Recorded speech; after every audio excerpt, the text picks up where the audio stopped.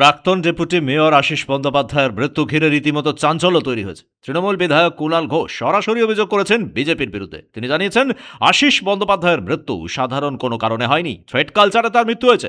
প্রাক্তন বিধায়ক, প্রাক্তন মন্ত্রী, প্রাক্তন ডেপুটি স্পিকার আশিস বন্দ্যোপাধ্যায়ের রহস্য মৃত্যু হয়েছে। অস্বাভাবিক মৃত্যু, রহস্য মৃত্যু।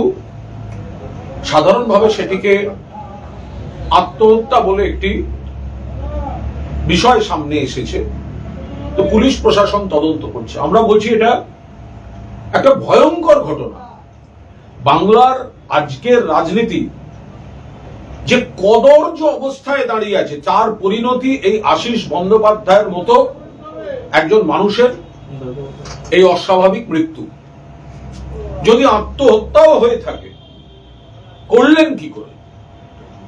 আমরা দুটো পয়েন্ট আপনাদের সামনে সংক্ষেপে বলবো, তারপরে ব্যাখ্যা করার চেষ্টা করব। এক, এই যে একটা ট্রেন্ড চলছে, কাউকে কলঙ্কিত করে দাও, চোর বলে দাও, দুর্নীতিগ্রস্ত বলে দাও, ডিম মারো, পুলিশ দিয়ে ভয় দেখাও, এই যে একটা ভয়ঙ্কর, মানে কোনো অভিযোগ প্রমাণের আগে সামাজিকভাবে কলঙ্কিত করার একটা চেষ্টা হচ্ছে, ভয় দেখানো হচ্ছে, ডিম মারা হচ্ছে, মানুষকে আতঙ্কিত করে দেওয়া হচ্ছে, মনের উপর চাপ বাড়িয়ে দেওয়া হচ্ছে।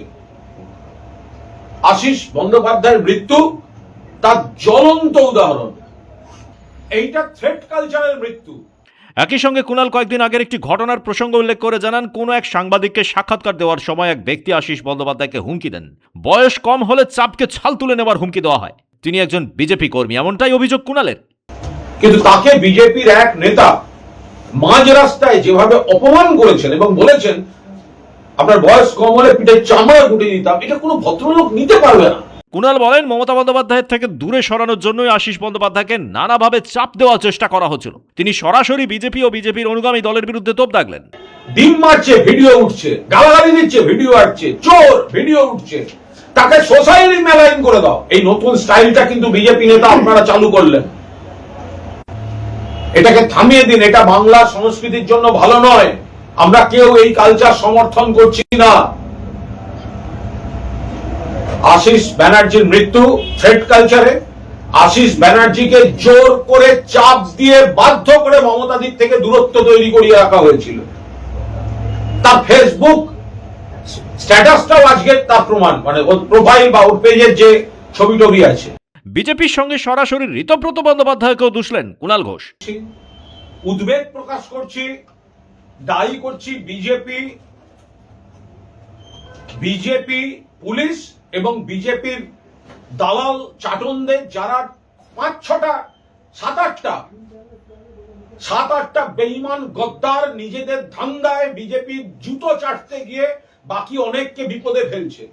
তাদের অন্য কোনো কাজ নেই, তাদের কাজ হচ্ছে বিজেপির সুতোয় সাড়া দিয়ে সুতোর টানে নাচছে আর তৃণমূলকে কি করে ভাঙা যায়। এইভাবে হবে না। যারা ওই শিবিরে চাপে আছেন তারা ভেবে দেখবেন, এই লড়াইতে বাঁচতে গেলে মাথা উঁচু করে লড়তে, আরো কারুর উপর এই ধরনের মানসিক চাপ তৈরি হয়ে যাবে, ওরাই করে দেবে, আর ওদের কোনো নেতা তখন তার পাশে দাঁড়াতে যাচ্ছে না। আশিস বাবু চাটন বলেনি, মেরুদণ্ড বিক্রি করে দিয়েছে বিজেপির কাছে, জুতো চাটছে ওখানে।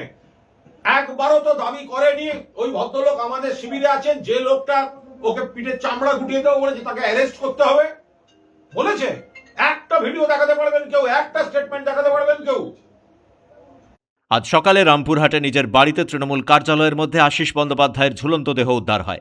অনেকেই এটিকে আত্মহত্যা বললেও কুণাল ঘোষের অভিযোগ এই মৃত্যু থ্রেট কালচারের মৃত্যু। ব্যুরো রিপোর্ট, পূবের কলম ডিজিটাল।